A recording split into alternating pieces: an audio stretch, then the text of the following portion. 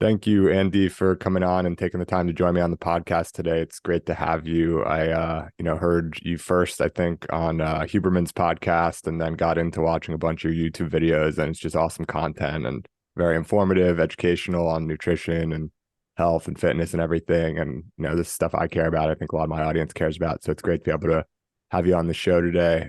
Quick bio on you.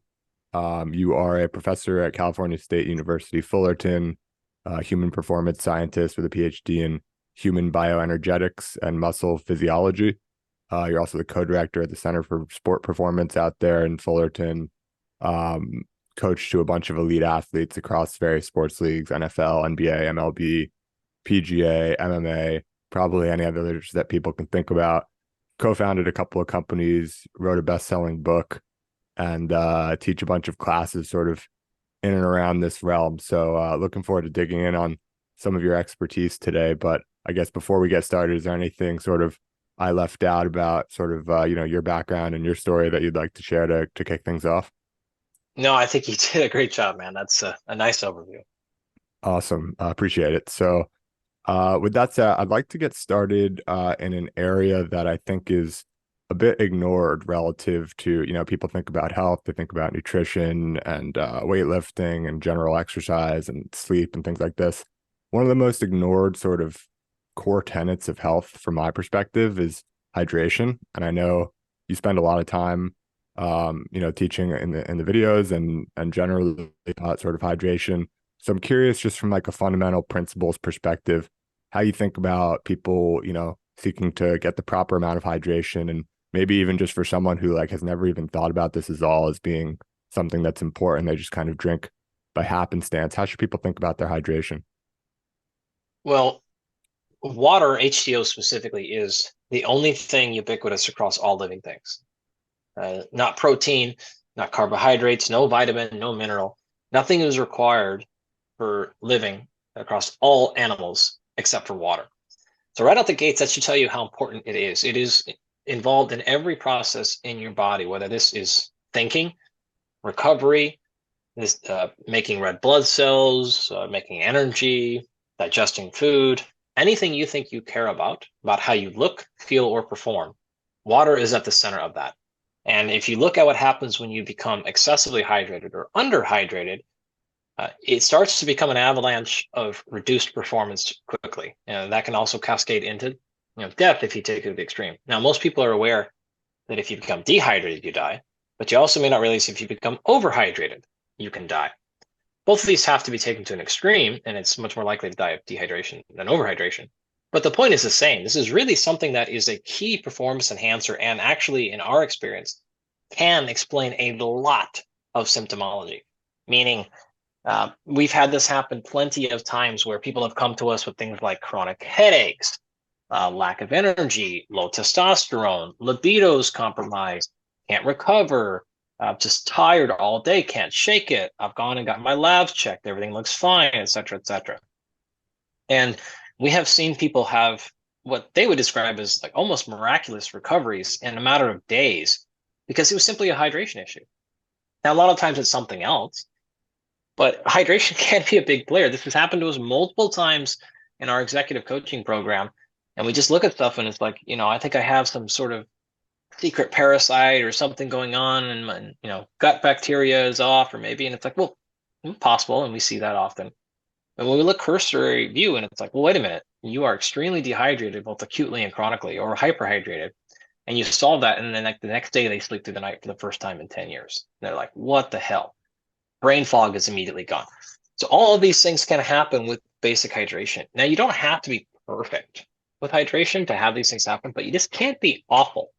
And we see this, I would say, in 15% of the people that we work with. So it's not the most important thing, but it is frequent enough to where I'd say, man, this is a really good starting place. And if you look across the kind of healthosphere, you'll hear people say things about, the diet and hydration and, sunlight and blah, blah, blah. And everyone kind of glances over the hydration part. And relative to the other things, it's probably fair. But again, I just explained to you how important this can be. And the nice part about it is it will change things acutely. GI distress, constipation or diarrhea, things like that are very common when hydration is off. So what do you do about it? In large part, just being somewhat conscious of it is probably good enough. Now, I'll give you some hyper-specific numbers if you want, but in reality of it is you can go a little bit based on what is called the WUT system. W stands for weight, U stands for urine, and T stands for thirst. And so if you kind of calibrate all three of those, what does your body weight look like? So in other words, if you go to bed at 200 pounds and you wake up the next day at 199.9, then I know you're extremely dehydrated because you didn't lose anything overnight. You should have had a decent amount of water lost in your breath by breathing all night. And if you're not doing that, you're very dehydrated. Conversely, if you wake up 5.5 pounds lighter and you got up to pee 3 times, then you're probably overhydrated and you're ruining your sleep, or you have something else going on causing what's called nocturia, so nighttime urination. You should not be waking up more than once to pee, and even once is correctable. The answer should be 0 there. If it's more than that, then something is happening that's incorrect. We could get into later if you want. But that would be a very big one for weight. Urine is the color. It shouldn't look, it shouldn't look like it's a gold rush coming out of there unless you just took a bunch of B vitamins or something. And so looking at the color of it should be there. And then thirst is the other one.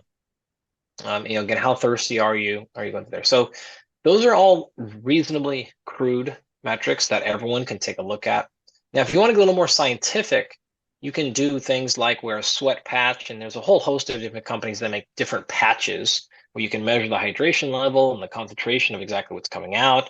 And those are everything from like $12 to $180. And so they range up and down, and they'll give you a pretty good indication. They won't tell you your hydration status, whether you're hydrated or dehydrated or anything, but they are going to tell you how much you're sweating, and then some of them will tell you what's in your sweat, so you kind of know what to drink back. So if you don't want to know any of those things, the rough number is something like half of your body weight in ounces per day. So if you weigh 200 pounds, half your body weight is 100. So that means drink 100 ounces of water or fluids a day. That gets you pretty close. For most people, just wake up in the morning, try to drink a liter of water or something like that, as close as you can, 20 ounces, 24 ounces, as much as you can. And then a couple of times throughout the day, try to just be more cognizant of your water, and that's going to help a lot of people. Then the last one is there are some performance-based numbers that I could tell you if you want to know like how much to drink during maximal exercise to maximize your performance. We could get into that. But from a lifestyle perspective, for most people, that's a rough number to be at. So I gave you kind of the rough thumb, kind of give me close, and then I gave you an actual number. But then I also gave you the symptoms to pay attention to. Yeah, that's the perfect overview. So I appreciate it. I think we probably share a perspective just based on all the content I've consumed from you that, it's the first 80 or 90% of the sort of success in whatever the dimension of health is like reasonable to attain. And then the last 10 or 20% is like kind of extremely hard and very complicated and sometimes very expensive. And if you just kind of focus on the 80 or 90%, you're going to be like in such better position than, 80 or 90% of people basically. So it's, I like sort of sticking to the fundamentals, but then also you sort of offered some sort of paths for people to go down if they want to sort of get more into it and invest some money in some various technologies. And I think sort of that balance is really interesting. And I like how you brought up, like 15%, I think, of people you said who you work with end up having some kind of like hydration issue. And to your point, like, fairly, maybe it's set aside in favor of like nutrition and exercise because those are more common things that people could use some work on. Hydration, people kind of tend to be maybe roughly in the right range. But if there's like 15% of people who aren't, and it's just like such an easy fix versus the other categories that I feel like it's just so underrated. And like you said, people with like these core issues that they've kind of done everything in nutrition and fitness and tried to like figure it out and can't, it's like so worthwhile to address hydration almost as like the first thing, just to make sure like, okay, we're in range here. This isn't like a big part of our problem and we can move on to the other things. So I'm curious when you mentioned those 15% of people or whatever, my intuition is that many more people tend to be dehydrated than overhydrated. Is that roughly right? And what are the risks at the extreme ends? Like, do people actually have to worry about overhydration? I know I had a friend who was like doing an Ironman, and I think he had some of like I think it's called hyponatremia, where you don't have enough salt or something, and he like actually was in like a pretty bad situation from drinking too much, I guess, water. So I'm curious, like, where do people actually practically have to worry about the extremes on either side, and how often do you see people on either side of the spectrum dehydrated versus overhydrated? Am I right to assume it's usually dehydrated? Yeah, you're right there. I'd probably say it's, 8 to 1 or 9 to 1 in terms of dehydrated versus overhydrated. So in general, I'd rather you hedge on overhydrated than underhydrated. It's probably the appropriate one. So yeah, you're correct there. That's the bigger issue. Yeah, hyponatremia is exactly what you mentioned. It is excessive water intake. So hypo is low or below. Natremia is the science word for sodium. And that's why if you look at the periodic table, it's Na is sodium. And so it's because of the word natremia. So hyponatremia, the word itself means low sodium, but it's not actually caused by reducing sodium intake or anything like that. It's caused by excessive fluid intake of pure water.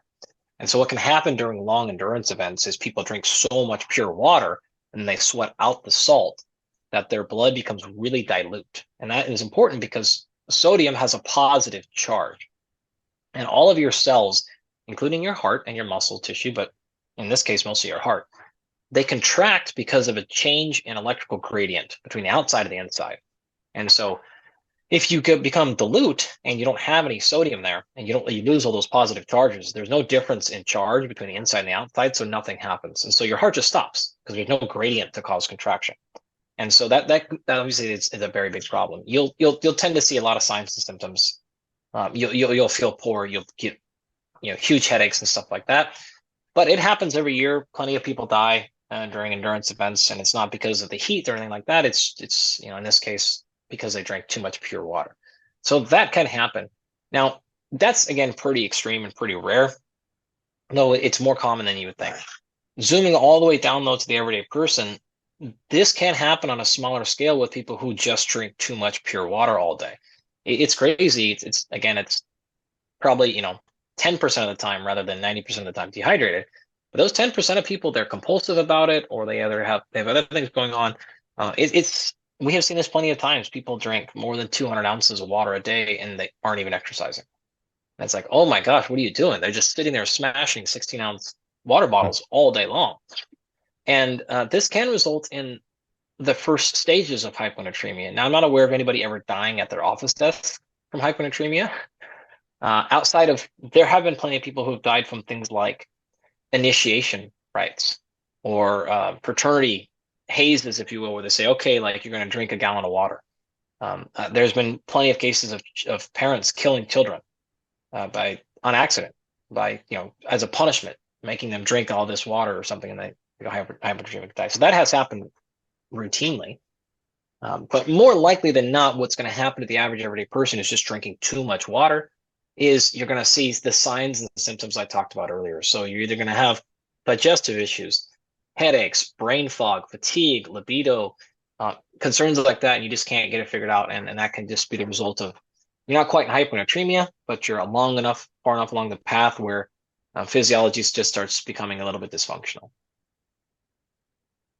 Makes sense. And when you talk about like the over drinking concerns or overhydration concerns of like someone just kind of sitting at their desk, does drinking electrolytes, or even for people who are like working out a decent amount, they might not be running an Ironman, but they're on like a pretty solid fitness routine.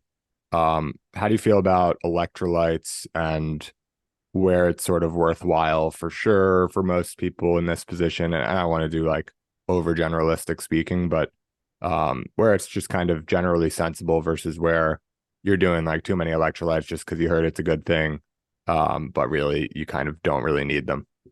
Yeah, it's a hard one to answer quickly because it could be both sides of the equation. Salt is very important. What typically happens is this. If you are if you're not exercising a bunch, and I should say by exercising, if you're not sweating a bunch mostly, and you're eating a diet of either processed or externally prepared meals, so you're buying it from a restaurant or things like that, and these things are coming highly salted, especially processed, right? Incredibly high salt intake. So you're combining not a lot of salt output with a lot of salt intake.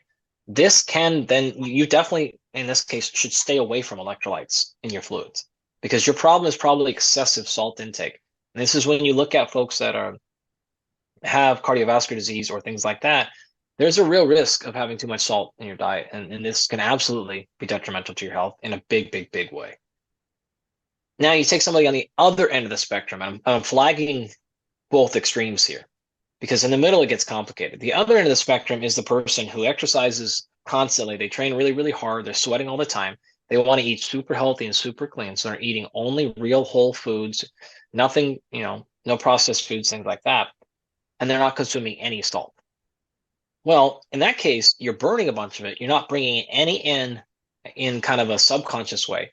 And so you need to go out of your way to salt your food, go out of your way to probably have electrolytes in your system, drinking them even on days you're not exercising or not during exercise, things like that.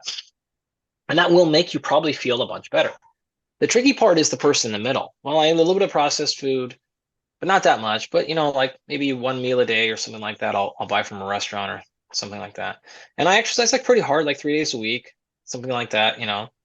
Not super consistent. Sometimes 4 days a week, sometimes 2, kind of depending on how busy I get. Should I have that pack of element every day? And that's when it's like, man, I actually don't know. I don't know the answer because I don't know how much you're really sweating. I don't know your physiology enough. We would really have to test it and see where you're at. In some cases, I would say it's fine. Some cases, I would say it actually may help things. In some cases, I could see it actually making things worse for your health. So it's really hard to give recommendations in that middle ground. So my general rule is you should be eating mostly whole foods anyways. So if that's the case, you should be salting your food in a good amount. Then you should be exercising a decent amount. If you're doing those things, you probably don't need to be having a bunch of external electrolytes in your system. Maybe if you have a particularly long or hot or heavy sweat day, then maybe add them in that day. But you probably don't need to be having, a couple of grams of salt added in your drink if all your food is nicely salted and things like that. So hard to actually give you numbers, but that, in this context, in this format, that's kind of the best I could give you. Yeah, no, I appreciate the nuanced response, and I'd like to transition sort of, as you alluded to, towards the nutrition side of things. But I think that was a great overview on hydration, and obviously people can go deeper, but that's a great sort of like 80-20 on it. And one last thing on the hydration, actually, this isn't an advertisement or anything. I've never spoken with anyone from the company, but I was definitely on the dehydration side of the spectrum, up until a couple of years ago or so. And I just like throughout the day, don't think about drinking. Like I'll drink water after I run or something, but I can go the whole day without drinking any water. I just don't think about it at all.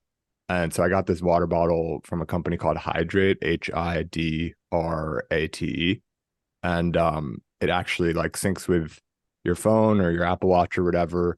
And it just, all you basically have to do is put it down before you drink and or like after you finish the bottle and then before you fill it or after you fill it or whatever. You'll sort of figure it out when you get it.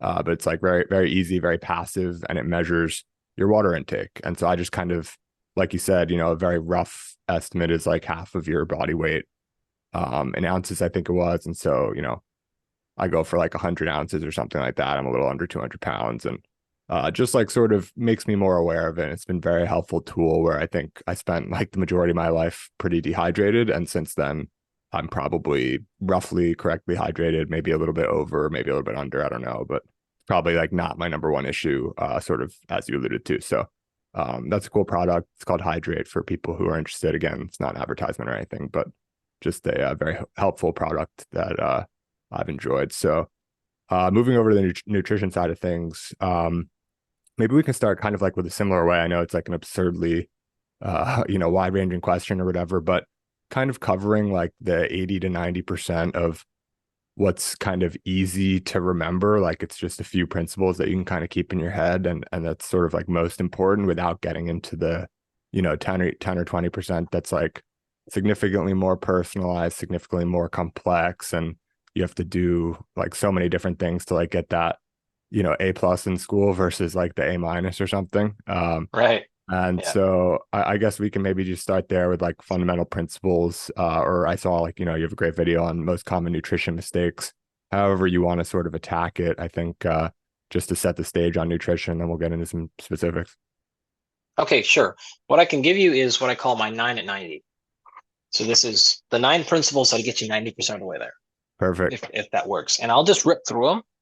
And if you want, then we can go back and dive into each one of them a little bit more. But this is exactly what you said. This is not high precision stuff like we do with our professional athletes or our executives. It's not based on your unique physiology like we do with all of our folks. This is, again, what's probably going to be working pretty well for 90% of the people, 90% of the time.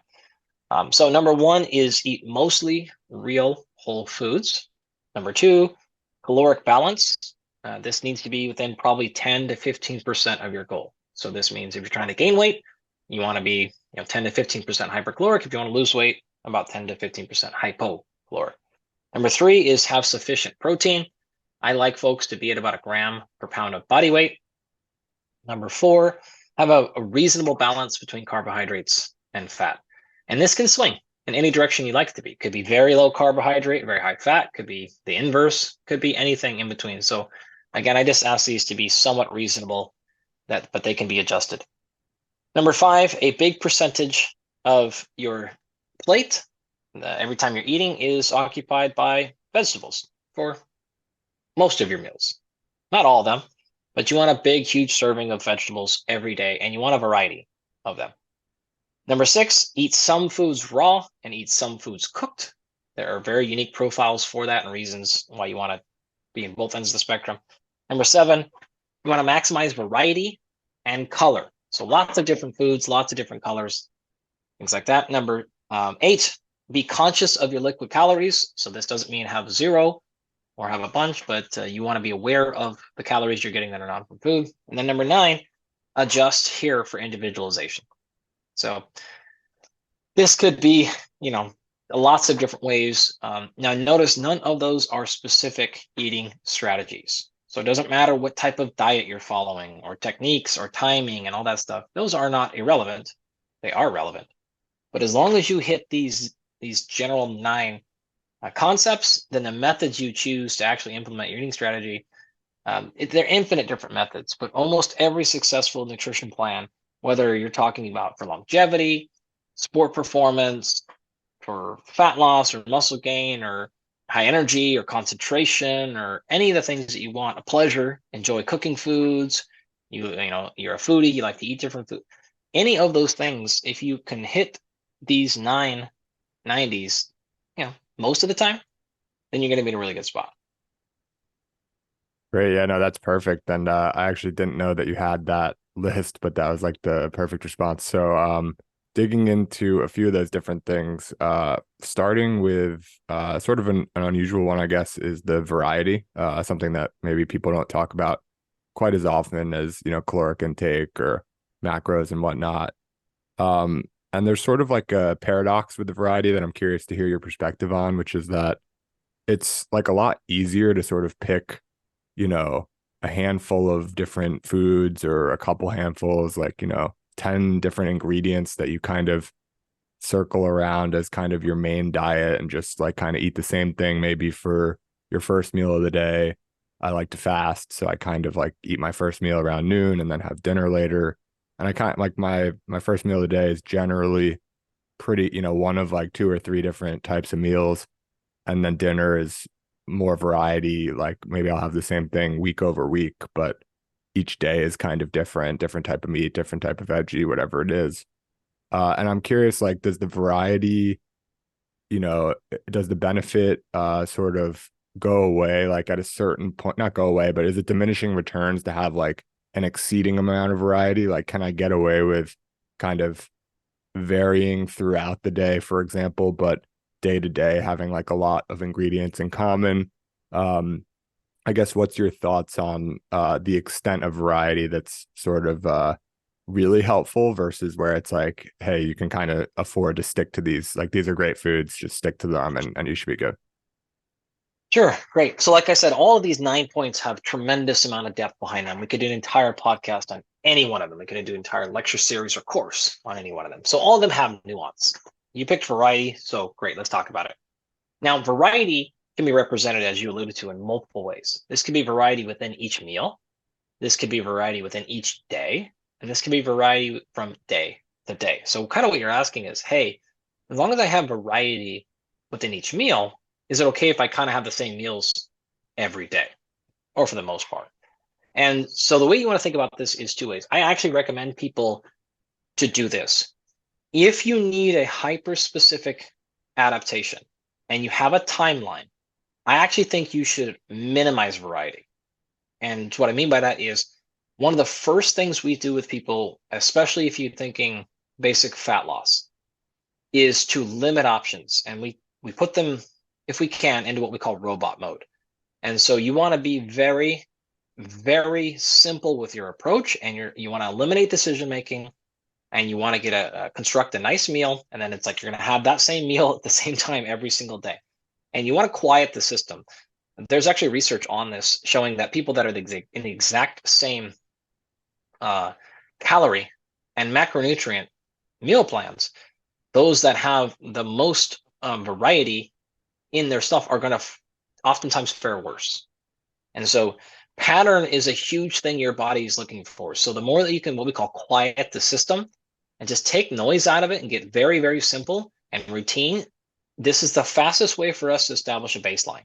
And your body will respond to that. So if you have to be at a certain weight, like our UFC fighters do on a certain day, we tend to drop variety really quickly. In fact, I want high precision, like eat exactly this and have this every single day. Or, every Tuesday, this is your lunch period. Every Wednesday, this is your dinner, whatever. Now, having said that, well, in the short term, I guess what I'm saying is oftentimes you're better off minimizing variety and going, really, really, really redundant and repetitive. But over the long term, you want to actually scale back the opposite direction. And the reason is, unless that specific plan for those each individual meals, day to day and then week to week, unless those are really, really well constructed, almost surely you're not going to have sufficient intake of some mineral, vitamin, or phytochemical. Now, if you have the technologies and the skill that some of our team has in the background to do that, you can get away with it. But even that is assuming we know all things about nutrition, and we don't. And so you're much better off on the long term saying, okay, we're going to have a lot of variety, a lot of colors, a lot of preparations, a lot of methodologies behind these foods to make sure that we're not landing ourselves in any particular vitamin or mineral or nutrient deficiency. And because we test those things in people, we see it all the time. And it's very common for us to look at somebody's diet, and even if they're eating, quote unquote, a super healthy diet, we look and we say, okay, for example, you're not having a lot of selenium intake, or your vitamin A intake is not actually that great, or whatever that thing is. Could be a phytochemical. It is central. And then we look at your actual resulting blood work, and we don't see it there either. And it's like, well, you're not bringing it in, and so it's not actually that present. And then we're seeing symptomology that is associated with not a clinical deficiency, because you're probably not going to see somebody who's clinically deficient. This is subclinical, but it's enough to impact performance. And those data are strong enough so we can say, okay, this is why you're potentially starting to see this reduction in focus or attention or whatever whatever actual physiological outcome is associated with that micronutrient. And so for those reasons, when people don't have access to that kind of extensive testing like we do, then I would generally say, hey, just have a lot of variety, and you're going to hedge your bets. You're going to be sure you're not just missing a huge nutrient group. And so the folks that tend to kind of eat the same thing every day, they're putting themselves at a big risk of just missing something entirely, having big holes in their system. And so that's why I would generally recommend a lot of variety over the long term. Makes a lot of sense. I want to go to the protein item that you mentioned as well. You mentioned roughly like a gram per pound. Some people like have guidance like, slightly less than that, but the prevailing wisdom seems to be between like 3/4 and a pound, or 3/4 and 1 gram per pound of body weight. And I'm curious your thoughts on like on the downside of that, the risks of not having enough protein in your diet versus on the upside, having, the possibility of having too much, sort of like how we talked about with hydration.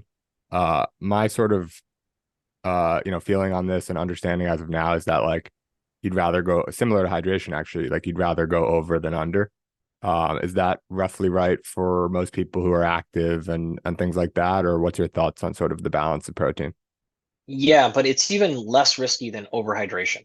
So the problems with excessive hydration kick in way faster than excessive protein intake. It's really, really hard to run into problems with eating too much protein.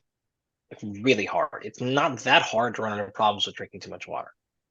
Again, you can drink an extra half a gallon of water today and start seeing negative symptoms. You cannot really have any problems by eating an extra 40 grams of protein in a day. Like just nothing will happen. You could eat a couple of hundred extra grams in a day and just nothing will happen.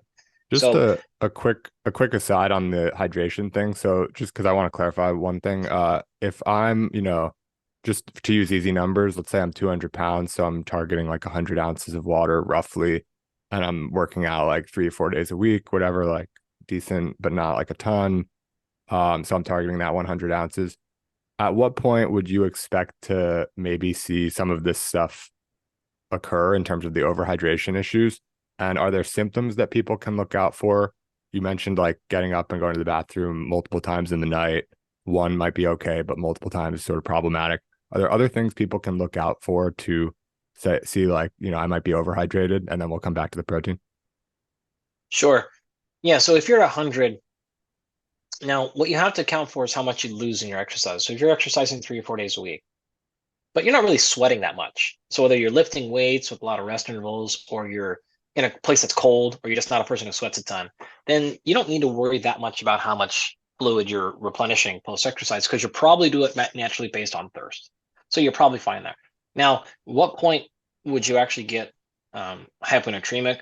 It's really hard to say. If you went to 150, you're probably still fine. Maybe, I don't know. Like you might start seeing some things. You would have to get pretty high before you would actually, die. Probably well over 200, something like that. So you have, again, the precision doesn't matter. I think the thing with hydration to think about is this: like if you're reasonably close, you're good. You don't need, candidly, you don't need a super high level of precision with hydration. You Hmm. just don't. But you just don't want to be awful. Like you want to be away from the end of the bell curve. So I would think about a traditional bell curve, and I would smash the top down and expand it out, where I would basically say, hey, look, just don't be in the bottom 20th percentile or top to 20th percentile, and anything else in the middle is probably good. And that's kind of the easiest way to think about it. Where other factors, maybe that middle ground is a lot tighter, and you don't want to deviate sort of outside of that, like pH or like respiratory rate, or things like that are like, hey man, you don't want to be outside these numbers, Hmm. and those numbers are fairly tight. Where hydration is like, just be pretty good, and pretty good is almost as good as perfect. In fact, someone would say, for most people, I'd say like pretty good is basically perfect, as much as we can tell. Got So it. that's what I would recommend there. And again, signs and symptoms to look out for would be just things like that. There could be many different reasons why you're waking up to pee more than once at night. One of them could be hydration. If you're drinking a lot of water within 3 hours prior to bed, well, just stop doing that. So you want to hedge most of your hydration to the morning, is one way about it. If you're not doing that and you're still waking up to pee, then it's actually, I know I'm getting off track here, but it's not a hydration issue. Most likely, it could be. It could be the fact that you're just still not consuming enough salt, but that's more than likely that's not the case. It's generally going to be, you either have some sort of sleep apnea, which is, by the way, sleep apneas occur in like 50 to 70 million Americans. It is an unbelievably common thing that people have no idea about. Um, so that's a very common thing. It could be blood glucose regulation. Another one that's very, very common. The people that dysregulated blood glucose will make you wake up and pee a whole bunch. So it could be that. Could be the fact that you're mouth breathing at night. Could be a number of different things going on. Could be a environmental issue in your bedroom that's happening. So there's a lot of things we could triage to figure out why you're peeing that much. But if it is because of hydration, it's like, just don't drink a bunch of water the next day and see what happens. And if you're not drinking as much water and you're still waking up multiple times to pee, then you have some dysfunction. And that dysfunction is not based, for the record, it's not because you're getting old. That's not a thing, really. It can be, but it's very, very uncommon. It's still not a natural thing to happen. We deal with this all the time in our sleep company. We have plenty of people in the 50s, 60s, 70s. Are like, oh, I do the old man pee thing. And we're like, Mm. no, you have the dysfunctional physiology pee. And we correct that, and all of a sudden they start sleeping through the night. They're like, what the hell? Like, yeah, it's not normal. It's common. It's not normal. It's not supposed to be working that way. And it's fairly correctable once you figure out why it's happening. So a little bit of a tangent there, but when you asked about the overnight P, that would be. So that's generally how I'd answer that. Great. So coming back to the protein, you were mentioning basically on the upside, far less risky than, for example, with Yeah. hydration. So basically people should feel free to like go for a gram of protein per pound and not worry at all about being much above that. Just kind of the more protein, the merrier to some extent. And be sure to Yeah. have, depending on your diet, obviously, but maybe balance fats and carbs outside of that. And for the record, you're also fine going a little bit low. You kind of said the prevailing wisdom is something like between 3/4 of a pound to one, and that's fine. So if you're a little bit low, cool. I don't think people should worry about it that much. I would just make sure that you eat kind of a protein centric diet, and then it'll probably take care of itself. What's that mean? Generally, you should have a decent bolus of protein every time you eat. So I generally, outside of like post exercise or for like sport performance reasons, and there are many, but for the average person, there's just not any advantage to having a low protein in any of your meals. You should have a moderate to high protein intake on all of your meals. Doesn't mean that it has to be meat. Can be just fine. Other ways can be liquid, can be shakes, can be any number of sources. But you want to have a decent amount of protein per meal. What is a decent amount? Well, it depends on how big you're after. If you think about it this way, so let's say you're 200 pounds and you're trying to get something between, let's say, 150 to 225 grams of protein in per day, right? That gives you a pretty big range. And if you're like, yeah, I eat 3 meals a day, well, then you need to have 50 grams of protein per meal. And I was like, oh man, I never thought about it. Yeah. Like, so that means now you're eating 2 meals a day. All right. Now you need to be getting in 75 to 100 grams of protein per meal. And so that changes your perspective a little bit. And so you can see how like you got to really make sure you have big servings of protein in all of your meals, or you're not going to get anywhere near that if you're on a meal restricted in terms of number feeding program. So that can be challenging. This is why way back, starting in the 70s, ran through the 80s and 90s, and still is prevalent for bodybuilders to eat, 5 to 6 meals a day. Now we know you don't have to do that at all. There's nothing special about it. It just is practically a little bit easier to get in that much protein when you can spread it out rather than trying to have 100 grams per meal. But either one, it's actually fine. Effectively, they work. They're both as efficient for a number of outcomes. It's just a matter of practicality. For some people, it's a little easier. Some people, it's no problem. So either way, whatever fits. And again, to reiterate, you don't have to necessarily be all the way at a gram per pound. Totally fine if you're a little bit low. You should be in a good spot. Right. So quick clarification on that 5 to 6 meals to spread out the protein thing. And basically the concept I think that's related is this sort of the thing that I've heard that I don't know if it's a myth or not, and would love to hear your perspective on it, is like you can only process so much protein per meal. So if you have no No, problem, like that's just not true at all. no, not true at all. Okay. You process all of it. I promise. Yeah, I If you have consume protein, go you will digest it. Now there is some reality of saying, hey, there is a maximal level of muscle protein synthesis that can occur. And that is the ability of your muscle to go through the protein growing process. That is, there is a protein intake that can saturate that signal. That's true. But that doesn't mean all the protein that you eat somehow miraculously just like goes to nothing, or you pee it all out or something like that. That's not true. You will digest and absorb every gram of protein that you eat. That's totally absurd. The other thing to think about is, we work with a lot of athletes, and so you really think that our 370-pound defensive tackle in the NFL, you really think he can only absorb 14 grams of protein in his stomach? Like 14 grams of protein is like stuck between his teeth. That's an absurd number. So whenever someone throws out absolute numbers like that, it generally tells me it's like, all right, you haven't thought this very well. And secondly, you definitely don't work with big athletes. You probably work with 130 to 190-pound athletes. And okay, sure, great. But like you get into the NFL and you get to some of the other pro sports where you got folks that are very athletic, and they're not just 250 pounds, they're 350 plus pounds. They're almost 400. To think those numbers are the same for them is pretty silly. Awesome. Well, that's my favorite response thus far because I have no problem like taking down, a pound of meat or something in a sitting, but I don't like eating like all day, every day. Like I I like the intermittent Sure. fasting. I like not eating till the afternoon. I like stopping eating after dinner. So just a pound of meat for one of those meals, and then, 50, 60 grams through some means for the other meal is like way better for me. And I sort of in the back of my head had this like thing of like, hey, is this, maybe not the best way to get my protein? And I'm just gonna ignore that from now on because it sounds like it's just not gonna do me any favors to think about that sort of stuff. So Yeah, appreciate you that should be response. fine.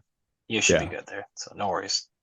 So let's go into I would love just to talk about some of the stuff like, actually in the gym, practically how to go about things based on your goals, but we've only got so much time. And I think maybe there's a couple like higher level questions we can get to. And I want to talk a little bit about sort of like tools and technologies that you're using or interested in or excited about, maybe that don't exist yet.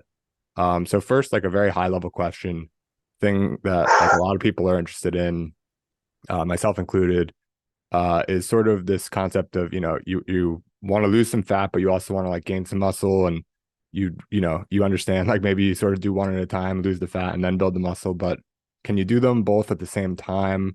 I guess is like sort of the generic question. And then, you know, deeper into that, like what are some principles to keep in mind if that's sort of your goal? You're overweight, but you'd like to build some muscle, just sort of like the general objective that a lot of people have, just like kind of look and feel better. Is that a reasonable thing, or should you focus on one at a time and sort of shift between seasons? Yeah, it is definitely possible to grow muscle and lose fat, but generally that only happens in people who are untrained or sedentary or very lowly trained. So that can happen. Now, it is typically easier. Specificity wins. So it's generally easier to say, okay, I'm going to go through a period when I'm trying to gain some muscle first, and then I'm going to go through a period where I'm going to lose a bunch of fat. But if you're saying, look, I need to gain muscle, I need to lose fat, I barely work out at all, like I pay attention a little bit to my diet, but not that much, then I wouldn't do that. I would go straight into both, and you will absolutely see that goal. You will get leaner, you can add muscle and lose fat, and probably if you keep your protein high enough, like what we talked about, maybe even higher, if you strength train appropriately, and then you still try to be in a quote unquote hypocaloric diet nutritionally, then for a lot of people, you will see, yeah, I added some muscle and I lost some fat. More importantly, you will look like you did that. So even if you like biologically didn't actually do that, you will lose fat, you will look leaner because your muscle is going to show out more. You're going to develop more size, you'll redistribute your protein. Now, a big mistake with that is if protein is not high enough, you will do what is called redistribute. So let's say you're going to the gym and for your cardio, you're running or cycling or something, and then you're doing all kind of upper body lifting. And you're not eating that much protein, you're not paying attention to it. Your muscles in your upper body might start getting bigger and you'll start losing fat. And you're like, man, this is totally working. I'm gaining muscle and losing fat. But what you're not saying is you're probably taking a lot of the protein from your lower body, putting in your system and using that to go to your upper body. And so that's redistributing the current protein in your system. And so you're losing muscle in a place that you probably don't want to lose it from. Legs are incredibly important for longevity and overall health. So, and that's why it's like, yeah, you can look like you're making progress on a lower protein diet, but you don't want that. You actually want to be in the higher one to make sure that you're not losing it from anywhere and getting the progress you want. So overall, can it happen? Yes. Secondarily, best approaches are, again, stay higher protein, managing your calories through your carbohydrates and your fat, and then getting in some solid strength training and being consistent. And that should take you pretty far. And what are the core differences between, like, say you do go for the seasonal approach, you've been, so you sort of like got over the hump of being someone who wasn't working out that much and, was eating poorly, whatever. And you're trying to sort of do like, okay, this summer I'm going to focus on fat loss. And then this winter I'm going to focus on muscle gain. And you sort of align it with the seasons a bit. Both Yeah, you can do that seasons too. you're going to Yeah. be, yeah, both seasons you're going to be, focused on sufficient protein. Both seasons, obviously, all of your nutrition tenets sort of apply, whole foods, everything like that. And then on the caloric side, obviously, difference between the two, you're going for trying to be at a caloric deficit versus, eating more calories than you necessarily need in the muscle gain season. Are there other things when you do like the comparison between seasons? Because there is a lot sort of similar between just general tenets of good health, but there's a few sort of knobs that you're twisting, one of them being just caloric intake. Are there other things that are sort of the key differentiators between those seasons from your perspective, whether it's like, the types of workouts that you're doing in the gym, or running versus sprinting, or like distance running versus sprinting versus weightlifting, whatever it might be. Yeah, you have a lot of options is the point. When you're trying to gain muscle, as long as you're staying in that hypertrophy range for your training, and this is anything from 5 reps per set all the way up to 30 plus reps per set. As long as you're continuing to work and continuing to challenge it, it could be heavy, it could be light, it could be short rest intervals, it could be long rest intervals. Any of that stuff is potentially going to work if you're training hard enough and your calories are in the appropriate spot. When it comes to fat loss, you just have to work. And so this could be, all steady state, low intensity stuff. Could be all lifting weights, could be circuits, could be intervals, could be a combination. One day you lift heavy. One day you run or swim or cycle at a moderate low intensity for a long time. One day you do intervals or a circuit training class or hit the heavy bag or sprints, something like that. Another day you lift, but you're going to do super high repetition muscular endurance. Another day you do Pilates. You could really do it because fat loss is really just about caloric expenditure, and that requires adherence. And so what you want to do is set yourself in a system up where you're not bored, you're engaged, you're interested, you like it, and you're seeing progress. And so the methods are not as specific for fat loss. They're a little bit more specific for hypertrophy. You're just going to have to work that muscle out. The specific one you want to grow, you're going to want to get a certain amount of work done there in that classic strength training style of there. You're not going to get it from anything else. But you also want to make sure you stay balanced and injury free there. So that would be the general concepts between both. The methods you pick are just infinite. And so I would say select them based on your personal aptitude. Meaning, if you like this stuff and you really want to come up with a complicated system, maybe you want to hire a coach, maybe you want to read a thing, maybe you want to buy a training program. There's tons and tons of apps and companies that sell training programs for fairly cheap. Maybe you want to go a little more expensive and hire a coach. Maybe you want to go a little more expensive and do an in-person personal training or something like that. Or maybe all that stuff makes you want to vomit. And you're like, oh my God, I do not have time to be thinking about all this shit. Oh my God, I'm just not. Then keep it simple and do something that you're like, yo, look, I want to lose fat and I'll just run for 20 minutes every morning. Okay. That could work fine too. So it can match the thing, but match your personality and your desire and your interest and your bandwidth. The biggest thing is making sure you stay injury free so that you can maintain progress over time. By far, the biggest predictor of success is consistently adhering over time. Like that's it. So put yourself in a position where you don't get hurt and you don't hate it and you're not super, super bored. Look, exercise is always good. There's always going to be part of it where you're like, oh man, I don't want to do this today. There's no impossible routine where you never just like wake up every single day wanting to work out. But you just don't want it to be like a situation where you just like hate every second of it and you're dreading it because life will win. And your willpower will work for the first 2 weeks or 2 months. But eventually you're going to lose. Life will win. So you don't want to put yourself in a position where you're making life over exercise. You want to make it an absolute slam dunk no-brainer. Makes total sense. I think that's just a super practical way to go about it. I want to ask one final question on sort of metrics and measurements and tools for collecting them. So I know you're really into the technologies. I am as well, and have my left arm's like filled with wearables and whatnot. Got the ring, got the watch, got the patch, etc. Maybe too much though, even. But I'm curious your thoughts on sort of the most important things. And I know, again, this is sort of a general question, and I guess a caveat on the entire podcast here is that health is extremely personal, and like all these answers aren't going to be totally widely applicable or whatever. But like for the 80-20, the 90% of what's important for 90% of people, like you said, I'm curious your thoughts on the main sort of, if you're going to measure a few specific things, what to measure and what tools you might use to measure those things. So just a few examples could be, body fat percentage, and there's like at-home scales versus like DEXA scans. There's metabolic health using continuous glucose monitors, all the things that your Apple Watch might measure. What are the most important ones from your perspective for most people to be focused on, and sort of the best tools you're aware of for doing those things? Yeah, sure. So I spent a lot of time in this area. I mentioned earlier I have by far and away the most comprehensive and advanced sleep company in the world. And I could talk to you more about that. We can do some really insane things on the side of sleep. From a biological perspective, we have a couple of things. So we work with these high profile athletes. We work with a ton of people in our company called Rapid Health and Performance. This is like the executive, version of this stuff.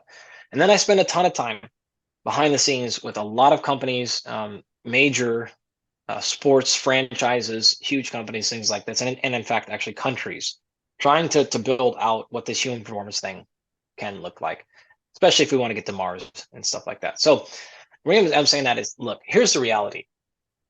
Right now, the way that the world is working is we have these short chunks of technology, and they come in and they're trying to solve problems, but they're very, very limited for the most part, because at best, very few technologies give you any information about why something's happening in your body. They tend to be pretty good at telling you what's happening.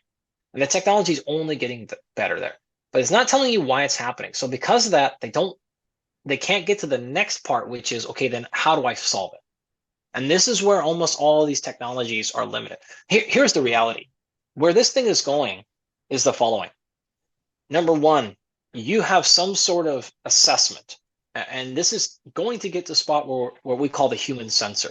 So everything's going to be sensed on your body continuously. That's just where it's going to be, and it's getting closer and closer. You can imagine things like this. Right now, if you want to understand how strong you are, you have to go to the gym and do like a maximum strength test. But the reality of it is there are force plates that are now built into soles. So you can put this in the sole, the insole of your shoe, and have a full-time, real-time, continuous force plate in your shoe. There are wireless motion capture systems, and these are being built into, I was just at the San Antonio Spurs facility. This is being built in there. And there's cameras that can just be set up that can give you real, again, full kinematics and awareness of how you're moving. And now we can do things like early detection of Parkinson's. And you don't do anything. These are all passive, right? So they're just cameras and sensors that are in your shoes or in your room or things like that. If you want to look at this from a biological perspective, there are now, they're in development, there are things for stool analysis and urine analysis that just are built into your toilet. So you don't have to go catch your poop anymore and go to the hospital, get all these things done, pee into a cup. You do your normal thing, and a portion of that is already pre-allocated, measured, and assessed there. So now you have, instead of getting like a one-time urine sample, you're getting a urine analysis done on every single thing that you're peeing out. There are sensors that are now available to be built into your teeth that have early detection, of course, of tooth decay and cavities and stuff. But more importantly, can measure and assess and identify anything that you're eating. So I know exactly what you're eating, when you're eating, where it's coming from. I can see what's in the air, in the environment that you're around. I can tell the water quality, and all that stuff is being done there. We have another technology from one of my other ventures called SolveX that's based on digital phenotyping. So these are digital signatures of extreme emotional distress. And so we can identify, this is a project we're doing in the military right now for suicide prevention, just based on a bunch of stuff that's happening from your cell phone.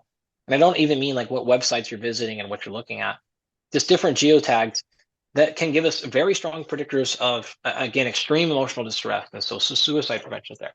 The point is, we can go on and on and on and on. But the reality of it is, sensors are here. There's a lot of them most people have no idea about, and they're only going to continue to get better.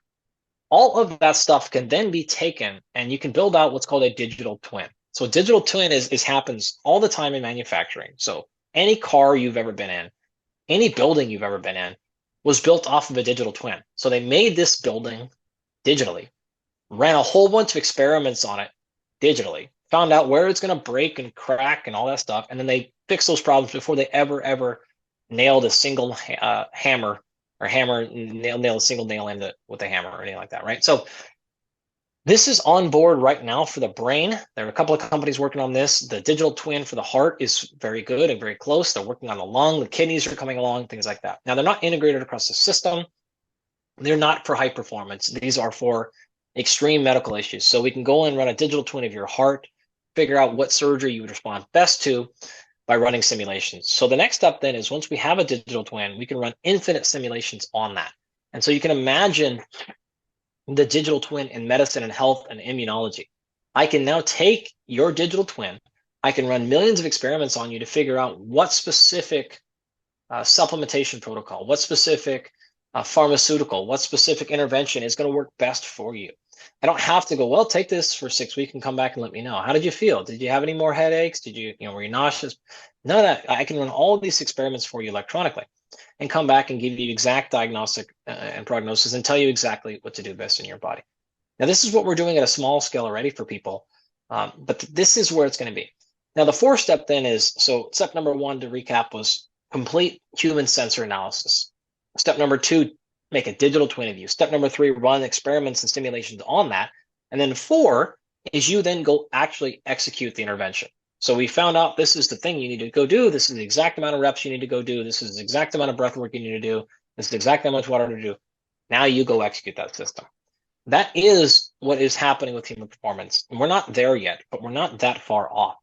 And so the reality of it is, right now, we're in a position, and the problem with that approach I just laid out is that's still only telling you what is happening. They're not telling you why it's happening.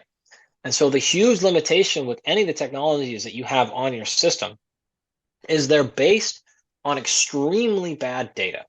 And what I mean by that is this. If you want to see a watch that flags you for your risk of having a heart attack, and those are available, that's pretty cool.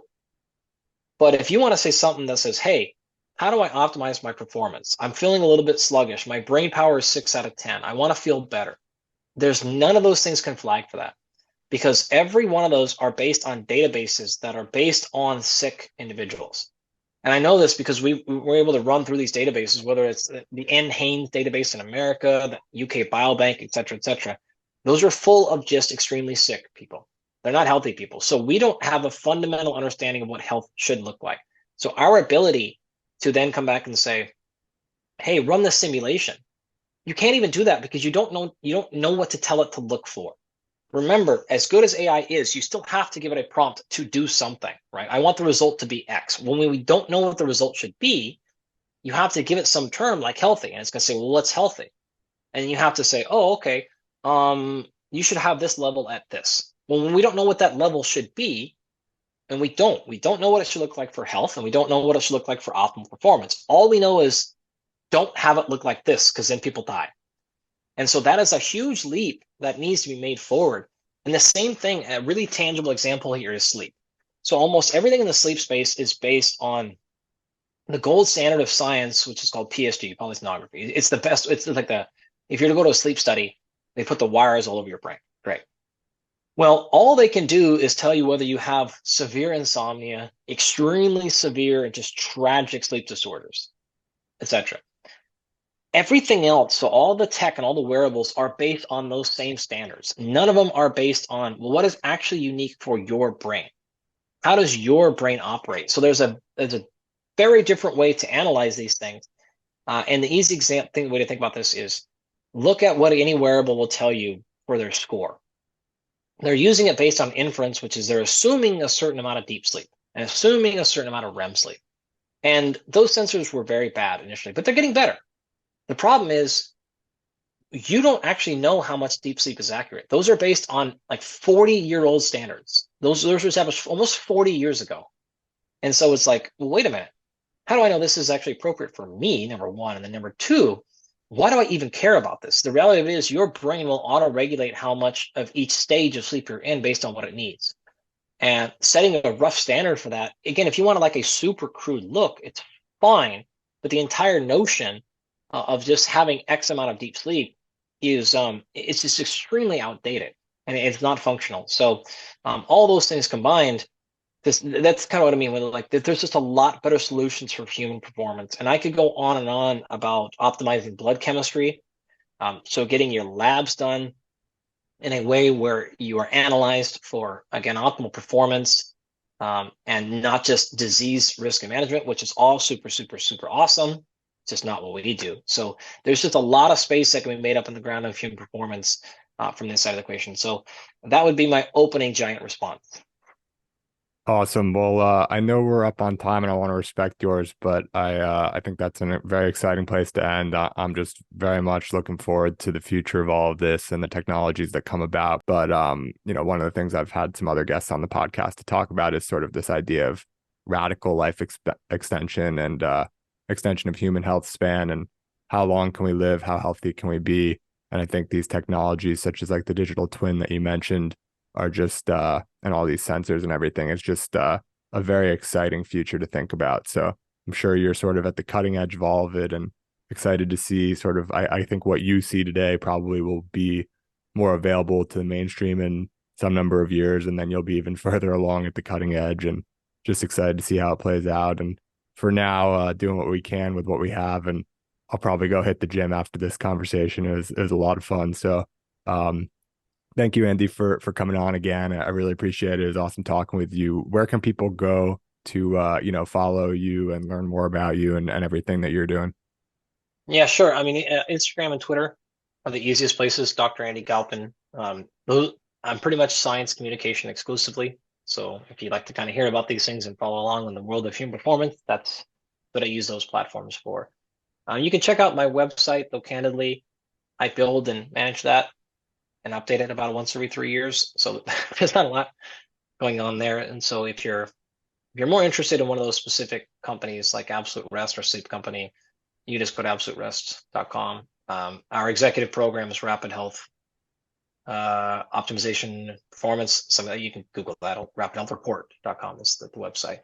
And then our software, our automated software for blood interpretation. So if you want to get full blood work done from this, again, perspective of high performance, this is an automated software that will analyze your stuff and then provide super specific supplementation protocols, not just like blanket recommendations, hyper specific, actual full protocols, a micronutrient based nutrition plan, and even training programs based on your unique physiology.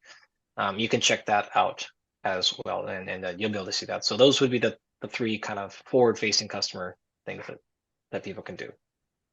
Awesome. Thank you again. And really great talking with you and looking forward to keeping in touch. All right, appreciate it, man.